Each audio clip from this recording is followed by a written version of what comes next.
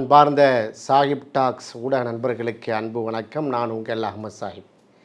நண்பர்கள் பல பேர் நீங்கள் தாவேக்கா பற்றி ஒன்றும் பேச மாட்டிருக்கீங்களே, தாவேக்காவுடைய சமீபத்திய ஆர்ப்பாட்டம், அது குறித்த தகவல்கள், அவங்களுடைய ரசிகர்கள் விஜய் அவருடைய ரசிகர்கள் பேசக்கூடிய அந்த பேச்சுகள், அதெல்லாம் நீங்கள் எதுவுமே நீங்கள் கண்டென்ட்டாக மாற்ற மாட்டிருக்கிறீங்களே அப்படின்னு சொன்னாங்க. கண்டென்ட்டாக மாற்றுற அளவுக்குள்ள தரம் இல்லையே, அதான பிரச்சனை.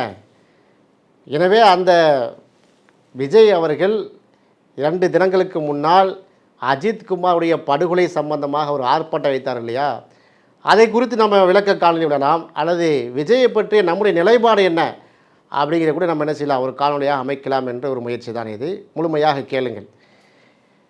முதலாவதாக விஜய் அவர்கள் கட்சி தொடங்க போகிறோம் அப்படிங்கிற ஒரு அறிவிப்பு செய்த உடனேவே முதல்ல வாழ்த்து சொன்னவர் எழுச்சி தமிழர் திருமாவளவன் அவர்கள்.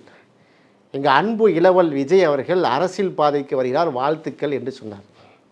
2வதாக கொஞ்ச நாள் கழித்து முதல் மாநாடு நாங்கள் போட போகிறோம் என்று அறிவிப்பு வெளியிட்ட பிறகு அப்போதும் மாநாடு வெற்றியடைய வாழ்த்துக்கள் என்று சொன்னது நாங்கள் விடுதலை சிறுத்தையில் அவ்வளோ வாழ்த்து சொன்னோம். தலைவரே எழுச்சி தமிழை சொன்னார்.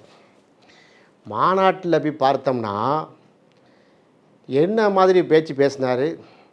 நீங்கள் பாஜகவை பாசிசம் என்று சொல்கிறீர்களே, நீங்கள் பாயாசமா? அப்போ நீங்கள் மட்டும் என்ன கேட்குறாரு? யாரை பற்றி கேட்குறாரு? திமுகவுடைய கூட்டணியை பற்றி கேட்குறாரு. எப்படி கேள்வி? பாஜகவை பாசிசம் நீ சொல்கிறீங்க, விமர்சனம் பண்ணுறீங்களே, அப்போ நீங்கள் மட்டும் பாயாசமானா அவ்வளோ இழிவாக நக்கல் பண்ணி என்ன செய்கிறாரு, பேசினார். அவர் பேசினார் என்பதை விட ஸ்கிரிப்டுக்கு அவரை என்ன செஞ்சார், அவர் ஆக்ட் பண்ணார் என்று தான் சொல்ல வேண்டும். ஆட்சியிலும் பங்கு கொடுப்போம், அதிகாரத்தில் நாங்கள் பங்கு கொடுப்போம், எங்களோடு வரக்கூடிய கட்சிகளுக்கு நாங்கள் அப்படி பண்ணுவோன்னார். முதல்ல உங்கள் பங்கு என்ன? உங்கள் பங்கு என்னன்னு கேட்குறோம். இன்னுமே ஒரு எலெக்ஷனில் நீ கண்டெஸ்ட் பண்ணவில்லை, பண்ணி எனக்கு இத்தனை % வாக்கு ஓட்டு இருக்கிறது என்று நிரூபித்த பிறகு இந்த வார்த்தையெல்லாம் பேச வேண்டும். எந்த அடிப்படையில் நீங்கள் இந்த மாதிரியான வார்த்தையெல்லாம் பேசுங்கன்னு கேட்டால் தோழர்கள் நண்பர்கள் கோவப்படுறாங்க. நாங்கள் ஒரு பொது வழியில் கூட இதை கேட்டோம். ஒரு நியூஸ் மீடியாவில் தாவேக்காவுடைய ஸ்போக்ஸ் பர்சன் வரும்போது ஒரு தேசிய தொலைக்காட்சியில் நானே இருந்து இந்த கேள்வியை கேட்டேன். முதல்ல கட்டமைப்பே நீங்கள் சரி பண்ணவில்லையே, கட்சியுடைய மாவட்ட செயலாளர் நீங்கள் போட்டு முடியவில்லை, உடனே ஆட்சிக்கு போவோம், ஆட்சியை பிடிப்போம்னா வயசான பாட்டி அம்மா ஆட்சின்னு சொல்லுவோம். அவங்களே நீங்கள் பிடிச்சி இருக்கிறீங்க. ரோட்டில் நிறைய ஆட்சிகள் போவாங்க, அவங்களே தான் பிடிக்கும், அவங்க கூட பிடிக்க முடியாது நீங்கள். ஆக ஆட்சியை வந்த எடுப்புலேயே முதலமைச்சர் சீட்டில் உட்கார வேண்டும் என்று சொன்னால் முதலமைச்சர் நாற்காலி மீது அதீத வேட்கையா என்றெல்லாம் கேட்டோம். சரி, ஆட்சிக்கு வர வேண்டும், ஆட்சியை கைப்பற்ற வேண்டும் என்று எல்லா தொண்டர்களுக்கும் தலைவர் சொல்கிறது தான். ஆனால் விஜய் அவர்கள் எப்படிப்பட்ட தொண்டர்களை பெற்றிருக்க நம்ம ஆச்சரியமாக இருக்குது. நீங்கள் சில காணொலிகள்லாம் வரும், தமாசாக இருக்கும். நம்முடைய மெயின் விஷயத்துக்கு நம்ம வரதுக்கு முன்னாடி ஒரு 3 காணொலி நாங்கள் ஒரு பிட்டாக போட்டு காட்டுறோமே. இந்த வீடியோவில் பாருங்கள். திரு ஆனந்த் அவர்கள், புஷி ஆனந்த் அவர்கள் பொதுச்செயலாளர் சொல்லுவார், மரத்து மேலே ஏறாத இறங்கு, மரத்து மேலே ஏறாதே இறங்கு. யார? நம்முடைய தொண்டர்களை இந்த அளவுக்கு தான் இருக்கிறார்கள். மரத்துல ஏறாத இறங்கு.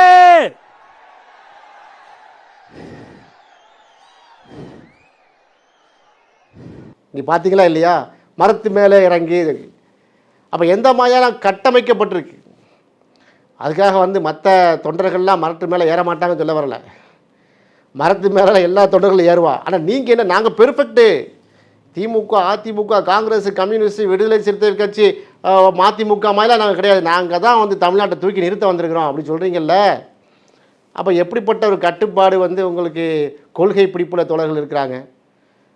நீங்கள் ஒரு ஆர்ப்பாட்டம் நடத்துகிறீர்கள், சிபிஐ எதற்குன்னு சொல்லி போர்டை கையில் கொடுக்குறீங்க.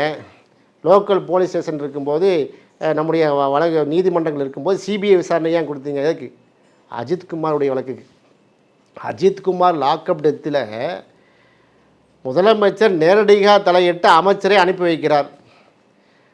சம்பந்தப்பட்ட அஜித்குமாரை இழந்து வாடிய அந்த குடும்பத்தை, அந்த பெற்றோர்களுக்கு காணொலியில் பேசுகிறார். இறங்கி சாரி கேட்குறாரு. ஏன்? முதலமைச்சருடைய நேரடி கட்டுப்பாட்டு இருக்கக்கூடிய காவல்துறை பண்ண மிஸ்டேக் என்பதை ஒத்துக்கொள்கிறார். சம்பந்தப்பட்ட 5 காவல்துறையினர் வந்து என்ன செஞ்சிருக்காங்க, கைது செய்யப்பட்டிருக்கிறார்கள். குற்ற வழக்கில் கைது செய்யப்பட்டு சிறையில் இருக்கிறார்கள். யாரும் கேட்டுக்கொள்ளவில்லை. லோக்கல் சிபிசிடி விசாரணை பண்ணியிருக்கலாம், லோக்கல் போலீஸ் விசாரணை பண்ணியிருக்கலாம். சிபிஐ என்று போய்விட்டார் முதலமைச்சர். அவங்க குடும்பத்துக்கு வந்து நம்ம நல்லது கெட்டது பார்த்துக்குருவோங்கிற அளவுக்கு பண்ணுறாரு. வழக்கு விசாரணை துரிதப்படுத்தப்படுகிறது. இதை கையில் எடுத்துட்டு சாரி கவர்மெண்ட்டு, சாரி மாடல் ஆட்சி என்று கிண்டல் பண்ணுகிறார் யார், விஜய் அவர்கள். அந்த கூட்டத்துக்கு வந்தான் பாருங்க, தொண்டை எப்படி வந்தான் தெரியுமா, கையில் வந்து அந்த திமுகவை கிண்டல் பண்ணி ஒரு இது வச்சுருக்கிறார்கள், அடையாள அட்டை. அதாவது ஒரு என்ன சொல்கிறது, அந்த பேம்ப்ளெட் மாதிரி வச்சுருப்பாங்களா, அது மாதிரி வச்சுருக்காங்க, ப்ளே கார்டு மாதிரி. அவங்ககிட்ட மைக்கை நீட்டி ஊடகராக கேள்வி கேட்குறாங்க. தொண்டர்கள் புடைசூல் அந்த பையன் பேசுகிறான். நான் வந்து ஜட்ஜு, நீங்களே பாருங்களேன் அந்த தமாசான காணொலியை இப்போ பாருங்கள் நீங்கள். என் பேர் வந்து என்கே பாலாஜி. நான் வந்து என்னோட ஃபேன்ஸ் வந்து அல்லு அர்ஜுன், ராம் சரண் என்னோட ஃபேன்ஸ். நான் இப்போ புதுசாக இதில் தொடங்கியிருக்கனால இப்போ தாவேக்கால நான் நம்பர் ஆஃப் தி லீடர் மாதிரி ஆகிறதுக்கு முடிவு எடுத்துக்கொண்டு இருக்கிறேன். தமிழ்நாடு அரசு தலைமைச் செயலகம், Ripon building, high court judge, lawyer of the advocate அனுபவம் பட்டு விட்டேன். இது கொடுத்துருக்காங்க. ஆமா மேடம், இப்பதான் இது இது தெரியல மேடம், புதுசா ஒரு இன்ஸ்ட்ரக்ஷன் எடுத்திருக்காங்க. ஆமா மேடம், ஆமா மேடம், அது தெரியல மேடம்.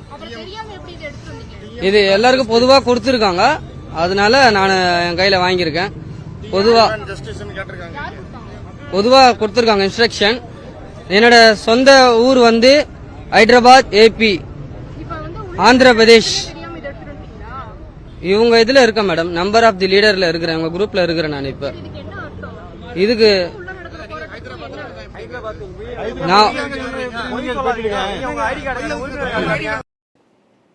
பார்த்துட்டிங்களா என்ன பேசுகிறாப்புல? ஹைகோர்ட்டு ஜட்ஜாக இருக்கிறாரா, ஹைகோர்ட் லாயராக இருக்கிறா, என்ன இதில் எந்த இடத்துல வந்தாங்கன்னு தெரியல. சந்திராயன் விண்வெளியிலேருந்து வந்து இறங்கிட்டானு என்னமோ தெரியல. அந்த அளவுக்கு போய் தான். ஆந்திர பிரதேஷ், ஏபி, சரி என்னப்பா கையில் வச்சுருக்க, ஒன்றும் தெரியலை, சும்மா தந்தாங்க. இந்த அளவுக்கு தான் கொள்கை தலை தெளிவு இருக்கிறது. ஆக கொள்கையும் இல்லை, கோட்பாடும் இல்லை, மண்ணாங்கட்டியும் இல்லை. முதலமைச்சர் சீட்டு வந்து உட்காந்துங்கிறாங்க. நம்ம வந்து மட்டப்படுத்தி பேசலை. தாவேக்காகிற கட்சி ஜனநாயக அடிப்படையில் வந்து விட்டு நம்ம வரவேற்கிறோம். ஆனால் குண்டக்க மண்டக்கெல்லாம் இருக்குது எல்லாமே. கொள்கையும் இல்லை, கோட்பாடும் இல்லை, ஒரு ஒழுக்கம் இல்லை, பேசுகிற பேச்சில் ஒரு சக்கையும் இல்லை. எல்லாத்தையும் எதிர்த்துருவோம். திமுக எதிர்ப்போம், அதிமுக எதிர்ப்போம். அதிமுக கொஞ்சம் மைல்டாக எதிர்ப்போம், திமுக அளவுக்கு எதிர்க்க மாட்டோம். பிஜேபி எதிர்ப்போம், எல்லாத்தையும் எதிர்த்துருவோம். எதிர்த்துட்டு தமிழ்நாடு மக்கள் ஃபுல்லாக எங்களுக்கு என்ன செஞ்சுருவாங்க, ஓட்டு போட்டு விடுவாங்க. எந்த விதமான என்ன மாதிரியான ஒரு புரிதல் இது?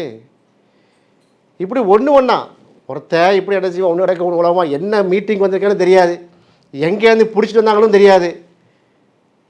தொண்டர்கள் மட்டும்தான் அப்படி இருக்காங்கன்னா தலைவர்களும் உணர்றதை பார்த்தோம்.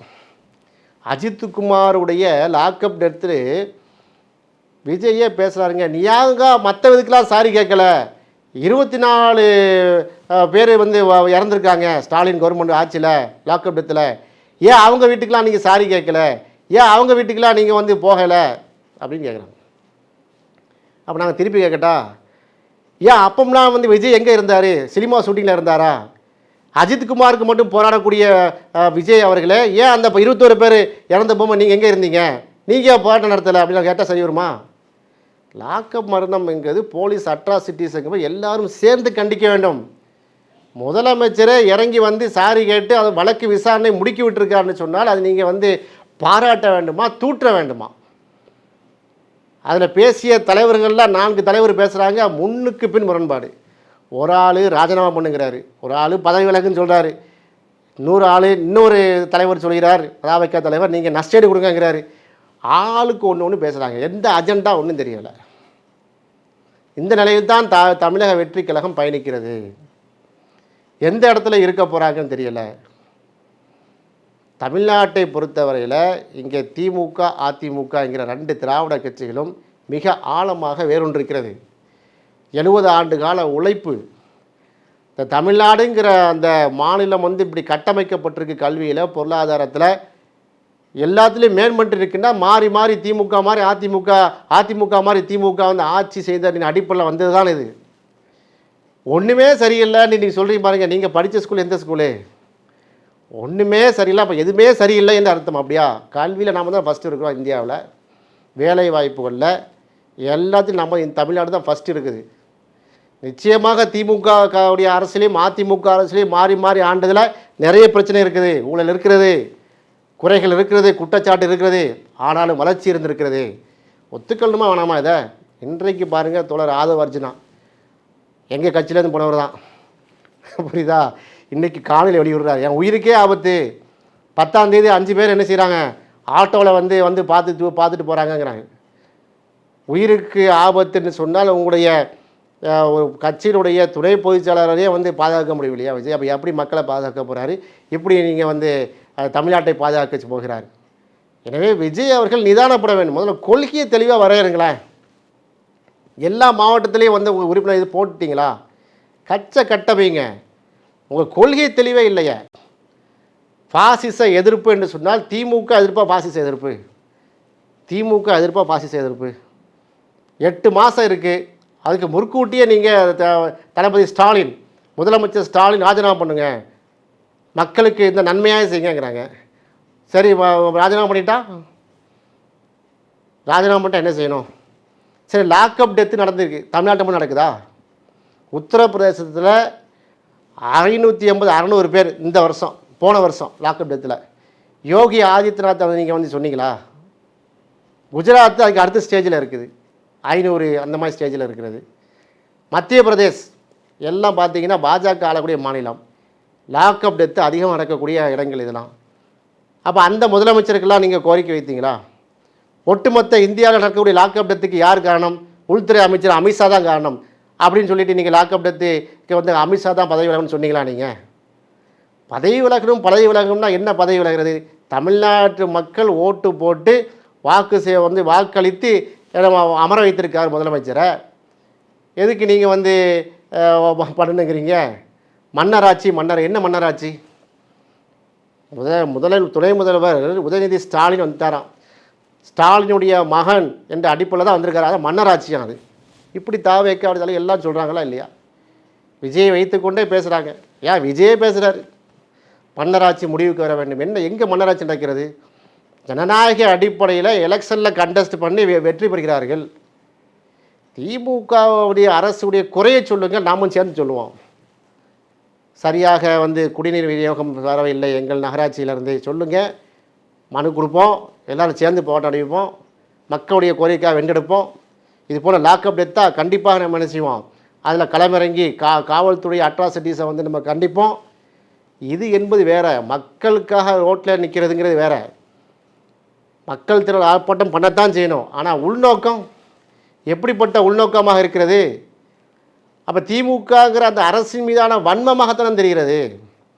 அதனால் கொஞ்சம் நிதானப்படுங்க. தாவேக்காவுடைய இந்த கொள்கையெல்லாம் இப்படி தான் இருக்கிறது. கடைசியில் அந்த இவங்க ஆர்ப்பாட்டத்தில் தண்ணி கூட வைக்கல சரியா. ஒரு ஆர்ப்பாட்டத்தை அரேஞ்ச் பண்ணுறீங்க, ஆயிரக்கணக்கான மக்களை வந்து குவிக்கணும்னு சொல்லி கடுமையாக உழைத்து நீங்கள் வந்து ஆயிரக்கணக்கான மக்களை கூட்டி வர்றீங்க. ஒரு தண்ணி பாட்டிலுமா கொடுக்க முடியாது? எல்லாவற்றையும் இழந்து விட்டு வந்திருக்கிறார் எங்களுடைய விஜய். வந்து பார்த்தீங்கன்னா அப்படி வந்து புகழின் உச்சியில் இருக்கா. உண்மைதான், புகழில் உச்சியில் இருந்து வந்துட்டார், பல கோடி சம்பாதித்துன்னு வந்து விட்டார்.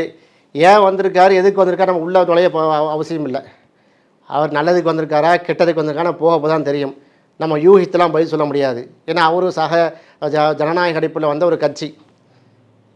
எங்கள் எழுச்சி தமிழர் அவர்களால் அன்பு இளவல் என்று வந்து சொல்லப்பட்ட ஒரு விஜய் அவர்கள் தான். ஒரு தண்ணி குடும்பமாக வந்து கொடுக்க மாட்டீங்க. எந்த திராவிட மாடல் ஸ்டாலினை வந்து கிளின்னு கிளிக்கிறீங்களோ அந்த ஸ்டாலின் ஃபோட்டோ ஓட்டுன அந்த வீடியோ பாருங்கள்.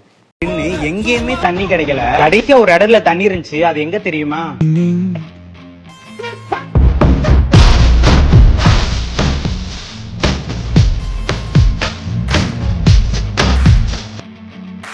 பார்த்தீங்களா? எந்த ஸ்டாலினை கிழிச்சாங்களோ அந்த அந்த ஊர் நகராட்சி மூலமாக வைக்கப்பட்ட குடிநீரை தான் நீங்கள் குடிச்சிட்டு போயிருக்கீங்க. நான் குடிக்க வேணாம்னு சொல்ல வரல. இப்போ நிலைமை என்னன்னு பாருங்கள். ஒரு ஆர்ப்பாட்டத்தை நீங்கள் நடத்தி அதை ஒருங்கிணைக்கிறதுலேயே ஒரு தண்ணியை நீங்கள் குடிநீரை நீங்கள் வந்து விநியோகிக்க முடியவில்லைன்னு சொன்னால் தமிழ்நாடு லெவலுக்கு ஒரு ஆட்சி முறை இருக்குதுன்னா கொஞ்சம் குறைகள் இருக்க தான் செய்யும். இப்படி குறைகளுக்கு மத்தியில் தான் அந்த தமிழ்நாடு வளர்ந்துருக்கிறது. எனவே ஒட்டு மொத்தமாக நீங்கள் அடித்து ஸ்டாலினை காலி பண்ணணும், நாளைக்கே நீங்கள் முதலமைச்சராக வரணும்னு சொன்னால் சினிமாவில் சாத்தியப்படும். தமிழ்நாட்டுடைய அரசியலுக்கு இது சாத்தியப்படாது என்பதுதான் எங்களை போன்ற அரசியலை வந்து படித்தவர்கள். இப்போ நான் வந்து பேசுகிறேன்னா எம்ஏ பொலிட்டிக்கல் சயின்ஸில் நம்ம கவர்னர் வாடகை வாங்கியிருக்கிறோம். எம்ஏ பொலிட்டிக்கல் சயின்ஸ் தான் என்னுடைய பாடமே. நான் என்னை வந்து முற்படுத்தி சொல்கிறதுக்குன்னு அவசியம் இல்லை, சொல்கிறேன். அரசியலை படித்தவன் என்ற அடிப்படையில் சொல்கிறேன். எனவே தாவேக்கா கொஞ்சம் நிதானப்பட்டு விஜய் அவர்கள் அவசரப்படாமல், உண்மையிலேயே உங்கள் மீது மக்கள் நம்பிக்கை இருந்தால் கண்டிப்பாக ஓட்டு போடுவாங்க. அதுக்காக வேண்டி இப்படிலாம் நீங்கள் குண்டக்க மண்டக்க செஞ்சீங்கன்னா இருக்கிற இப்போ சொல்கிறாங்கல்ல 5% ஓட்டு வாங்குவாங்க அப்படின்னு சொல்கிறாங்க, அது இல்லாமல் போய்விடும். கடைசியில் முட்டு சந்தில் மூத்திர சந்தில் தான் நிற்க வேண்டி இருக்கும் என்பதை விஜய் அவர்களுக்கும் தாவேக்கா தோழர்களுக்கும் ஒரு உபதேசமாக சொல்லிக் கொள்கிறேன். இது போன்ற காணொலிகளை உங்களுக்கு நீங்கள் பார்க்க வேண்டும் என்று சொன்னால் நம்முடைய சாஹிப் டாக்ஸ் யூடியூப் சேனலை சப்ஸ்கிரைப் பண்ணுங்கள். இணைந்திருப்போம். நன்றி.